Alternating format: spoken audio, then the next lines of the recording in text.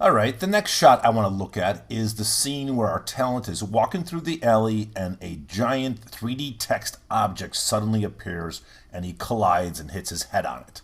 In my library, I have a rendered finished version of it, so let's play that back first, and then we'll come and dissect this shot as to how it was done. All right, so as we see, we've got a lot of things going on here. The text appears, the shadows are on the ground, he collides with it, and so on. But there's actually a lot more going on in this shot than you probably even imagine. If I click down in my sequence area, you can see the two shots that are in the timeline that will be used for this shot. The top is the same scene, but you'll notice, first of all, the sky is different, so there's going to be a sky replacement. And that's why if I focus my view on the lower video layer, you can see I have a still image of the sky that will be used for the replacement. Let me go back up to the top level.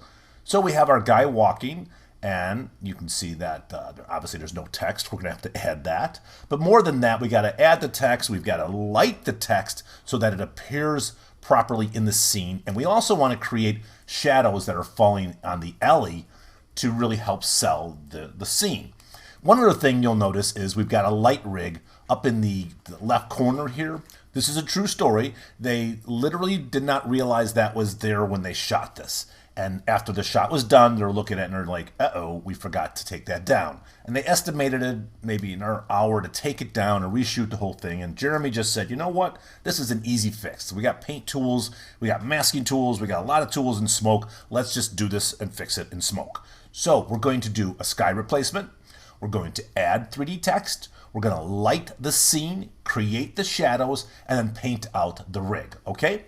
All of that's going to be done in ConnectFX. So let's select our two layers, go right over to our effects ribbon, go right into ConnectFX. Before we go any further, again, I'm just going to hide my media library. I don't need it right now. But as I was saying, ConnectFX gives us an action node. The image for the sky is a larger format. It's 2048 by 1080. So that's why there was a resize tool automatically added in the timeline when it was added into the sequence. And that resize tool was obviously converted over to a resize tool in ConnectFX. We have our live action of the Ellie scene, and that was brought in as another layer.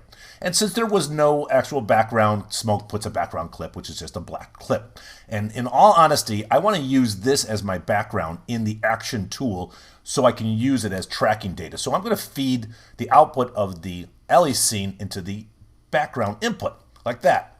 Okay, so if we double click on our action node, we go to our parameters for action. Down below, I'll click on the media button, and we're going to, first of all, create a mask so we can eliminate the sky that is in the scene so that we can reveal the clouds that are behind it. Now understand, when I create this mask, I'm going to be eliminating the top part of the guy.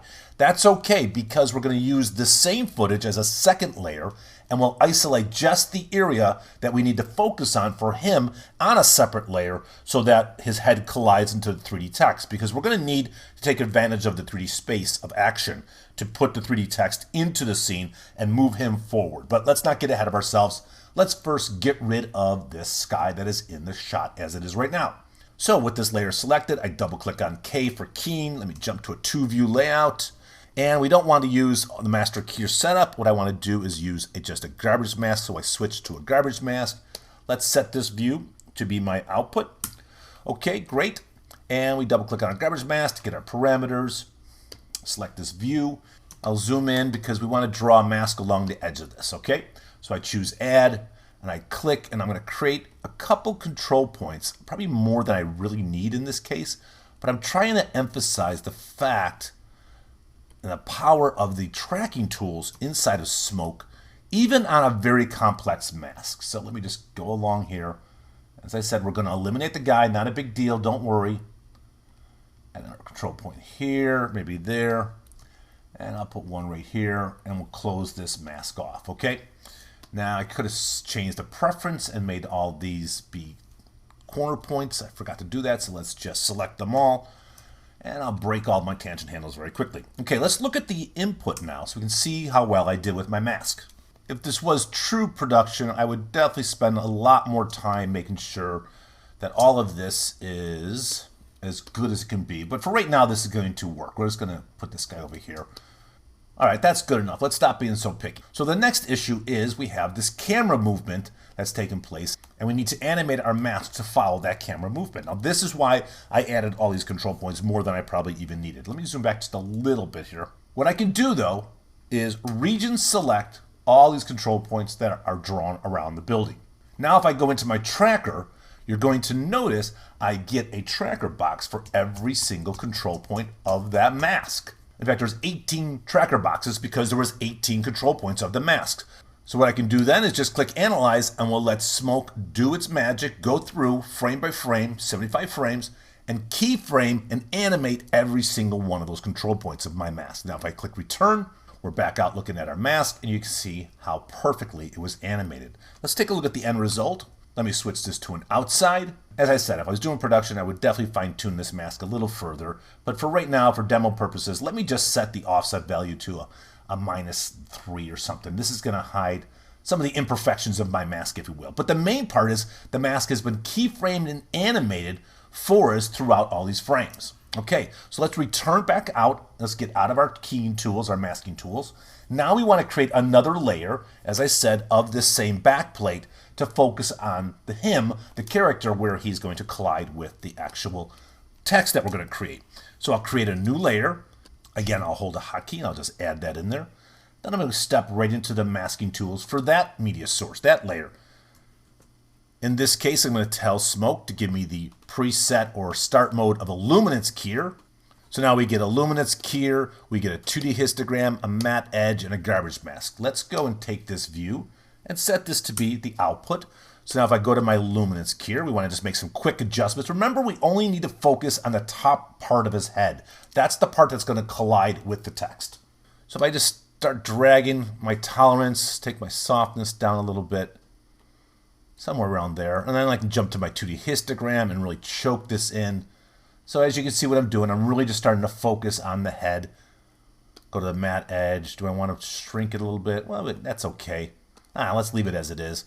I want to negate it at this point, though, so I'm going to go back over to my tools really quickly.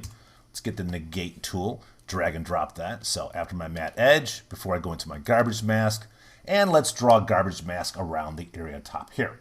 So I'm going to click here, just create an oval shape of a mask, something like that. Then after I create it, I can go and fine-tune it if I need to. That's good enough. Let's look at the end result, and we'll make some adjustments to our mask settings. So this is what we want. Now we've brought back the top part of him that's above the fence, which is great. Let's return back to ConnectFX. And at this point, we want to step into action. Now I want to start accessing the different nodes to control this, and we also want to create our 3D text. So I'll hit a hotkey with the action tool selected to step in. So as you can see, this layer now is isolated by itself, just that top part. And we have our background and everything else is ready to go. Let's add our 3D text. So I'm going to move this over. Go to my action tools, and I take my 3D text, drag and drop it into the scene. Double click on it, and let's just change what it reads. Fix it in post. All right. The font's fine. Obviously, we could change the font. All your fonts that are available on your Mac are available to here. Let's just take the size, make it much larger. And at this point, let me quickly add a light into the scene. And we'll take this light, and I want this light to be my main light, my ambient light. So I'm going to drag it all the way back by my camera, and I'll change its properties to be ambient. The reason why I'm doing this is really a demonstration more than anything. I want to rotate my text right now so you can see that it's flat by default. But down in my text parameters, I can add depth to this. So I can create my 3D text directly here. In fact, we can go in, if I zoom in really close to this, I can now start to bevel my edge here and really fine-tune the text to create a very stylized look. Okay, that's great. This is all right. Let me undo my rotation, and I'm going to zoom back to fit into the scene. You've got lots of control over your text. You can separate the letters individually. You got multi-material if you want to have the bevel of different material than the front and the back. Go into the geometry tab. If I want, I can click on my color, and I can just bring it so it's a little of a gray text, add a little gray to it. You can map materials on this and so on, but this is good enough for right now. Now what I want to do is I want to add lights in the scene that will focus just on the text. So I go back over to my action bin. I'll take a new light. I drag and drop that into the scene. So both these lights are working together. Let me first be organized. Let's name this main for my main light. And I'm just going to move this guy off to the side for right now. And this light is going to be part of the text. So I can now start to manipulate its position and so on. But we need to tell it to only affect the text. So this is really where the power of action really starts to shine, to see how you can interact with your different elements in your scene. I'll switch my tool to be what's called the light link tool. Now when I drag off my light and I drop it on the text, you'll see this blue line indicating that it is only going to affect that geometry. It's no longer going to affect the back plate, the layer of the guy, and so on. Now, taking it further, if I hold a hotkey and I click off my main light, you'll see a red line appears. I drop that on my geometry, and voila. This light that I have now is only going to affect the text. So let me take this, maybe move it in Z space a little bit, move it over here on X. I can adjust the intensity of it. I can change the color of it if I wanted to. Move it around, customize it so that the light that's affecting the text fits the scene inside of the alleyway. Okay, something like this maybe. Now let's duplicate this light. So I'm going to right click, choose duplicate. I'll do the same thing really quick, but I'm going to use a hotkey this time. I'm going to tell this light to affect the geometry only. And then we'll take that light and we'll move it over on this side. So now you can see the power that I have over the lights inside of action. Now, one more thing we're going to want to do. This axis right here affects my text, right? So if I rotate it, I move it around or whatever, it's going to interact in 3D space. But I want these lights to move with it. So that's where it's the easy trick is taking the axis that controls the text, drag off of it, and drop it on the other two lights. So now I basically created a rig that no matter what I do to my text, my light is going to move around with it. All right, so this is starting to look really good. Let's go and change a preference. I want to make sure my Z buffer is on because I want to take advantage of the Z depth of the camera. So the next thing I want to do is make sure the text and my cloud background, the sky replacement, follows the movement of the camera. We animated the mask following that movement, but we haven't done it to our text or our background. So let's add another axis into the scene. I'll drag it up here. And again, just being organized, I'll name this track so I know that this is the tracking one. Now, because the camera has some rotation happening, let's turn on our rotation option, and then let's step into the tracker. So you'll see now I get two tracker boxes. The first one, I'm going to move over here. This is going to analyze all the X and Y data. And then I'll take this one, tracker 2, and put it here. That's going to analyze all of the rotation data. So I click Analyze. Smoke takes a matter of 5 seconds to analyze that. Return back. And now I've got that data saved in this node. So the first thing I'll do is drag off of that, and I'll drop it on my cloud background. And you'll see it moves it over to line up to the center point of the first tracker. But that's why we have the secondary axis or the main axis for this image. I now can just move and shift this exactly where I want it to be for my scene. Now let's do the same thing with that tracking data, but I'll apply it to my text and my lights. So again, they shift over as you would expect. Let's just move this here and position the text exactly where I want it to be, somewhere around right here. Okay, so if I scrub through now, you'll see the text is going to move with this, and so is the cloud plate. Now what I need to do is take my talent, the layer that we isolated his head, and move it forward in Z space so it's in front of my text. So this view here, I'm going to switch it to top view so we really see what's happening. So there's my text, you can see right there, right? And I'll zoom back. If we start to move him forward in Z space, yes, he definitely is now in front of the text, but he also becomes larger to the camera's view because we're moving it closer to the camera. Let me undo that. So every layer you have inside of Action has this option called Auto Scale. I'll turn that on. And now if I take my Z position and move it forward, you'll notice in the view, yes, I am seeing that it's in front of the text because it actually is, but look at the scale value. It automatically will adjust so that this layer will always appear to be the same position even though I've adjusted it in Z space. All right, so that's great. Let's now go and animate our text itself so it appears at the proper frame. So if I just jump forward several frames, about right here is a perfect frame to say I don't want to see my text. I'll go to my Geometry tab for the text. Auto key is on. I'll set my transparency to 100. I'll move forward one frame, and I'll set my transparency to 0. So at this frame, the text will pop into the scene. All right, so far so good. The next thing I want to do though is add one more light. I want this light to be the sun in the scene where it's going to cast a shadow on the street in the alley. So I go back to my action bin, I take another light, and I take this light and I'm going to take its Y position, just place it really high in the sky. We also want to tell this light only affect my geometry. Great. Then we want to add a shadow cast to this. So I go back to my tools and I add the shadow cast tool. Yes, I just turned on shadows for this light, but there's nothing actually here. Let's remember this is a flat 2D image of this shot. So we need to give action a new layer source that will receive the shadow coming from our new light. So to do that, I want to create a new color source. So over in this view, I'm going to step back out to the top level, my ConnectFX nodes, because in here, I've got a tool called the color frame. Okay, now let's select the action tool, create a new layer, and let's feed in our front input for the color frame as a layer. Go back into action. Let me slide over. There it is. My new layer just came in. What's the first thing we need to do? Let's take the tracking data, apply it to that. Then let's double click on the axis for my new color frame. Let's set our rotation to be -90. Let's position it down where we want it to be, around his feet, somewhere area right here. Let's also move it in X. All right. Lastly, I'm going to click off my light, my sun, with my tool, my light tool, and say affect just that. Great. Now, if you look really carefully, you're just starting to see the shadow happen. So that's because we've got to take our light and we need to move it in Z position so the shadow starts to fall on it. Now I can come in here and start to adjust my softness if I want to, adjust the opacity.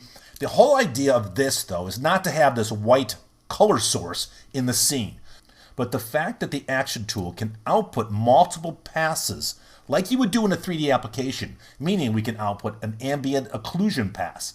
We can output our shadow pass. We can output a matte pass. We can output a depth of field pass. And that's what we're going to take advantage of. So right now, if we go to our output tab for action, I have one output. And you can control what elements or objects that are in action will be part of this output. So I'm going to tell my tool to be the edit output, and I'll click on the color source for my main output. So that means this main output is going to just generate what you see right now. The text, the sky replacement, the two layers of the guy. That's what this output is going to be. So I'm going to copy that output, so I have a secondary one, and I'll have my edit output tool still. I'll tell it to include that. Now, for this new output though, I'll switch it and say, don't be the comp, be just a shadow. So now I have two outputs coming out of my action node. And to really understand that, let's go back to our ConnectFX. Look at my action node now. There's two different outputs. So that means I can do compositing work with a logic op inside of ConnectFX. Let me move this over. So we'll take our shadow, put it on the main input, put the comp on the back input, select my logic dot, switch this to a multiply, and there we go. Now we can go and adjust the opacity of the shadow that's falling in the alley. And lastly, I'll take the output of my logic op and feed it directly into my ConnectFX output, which is tied back to my timeline. All right, there's one last thing we got to do. We've got to remove this rig that's up here, right? That's where we're going to use the paint tools. So again, full paint engine right here inside of ConnectFX. Let me hit a hotkey, get my paint tool, I drag the paint tool into the scene, and let's go and connect my backplate or my live action footage to my paint tool. And you'll see if you want to just do motion graphic type stuff, you got tons of control, tons of things you can do. You can control what type of brush it is. What are you painting on? Are you painting on all frames? Just the current frame? What's the blend mode, opacity setting, brush size? And like I said, paint mode. I'll switch this to be a recursive clone. Let's zoom in a little bit and pan over to really see what we're doing. Inside the view, I'm going to increase my brush size a little bit like so. Let me pick this brush. That's the one that I really want to use. Now, just like you would do in any paint program, I designate these frames here are where I want you to take. I want you to paint them over here. So now I just go along and we're quickly going to just paint this out like so. I can switch what I'm painting on, going over here now, and so on. Again, we'd be a little more careful if this was true blown production, but that is good enough for right now. Quite impressive, in fact. Let's take the output of our paint and let's feed it into our action nodes. So I take this one and feed it here. So now if we go back to our Logic app, you'll see that we've removed it. It's now taken out of the scene. All this is being done inside of ConnectFX. And remember, we are in our timeline. So now I say exit out of ConnectFX. I go right back to my timeline. Let me bring back my media library for a second. I'll select the original one that's already rendered. And again, I'll play this back. So now you can see how all this was done inside of Smoke. And the beauty is it's in context of your timeline. It's in context of your story that you're working on. And you can then watch and preview it in the story, in the timeline. And if you need to make a change, the button to change it is right here. You step right back into ConnectFX.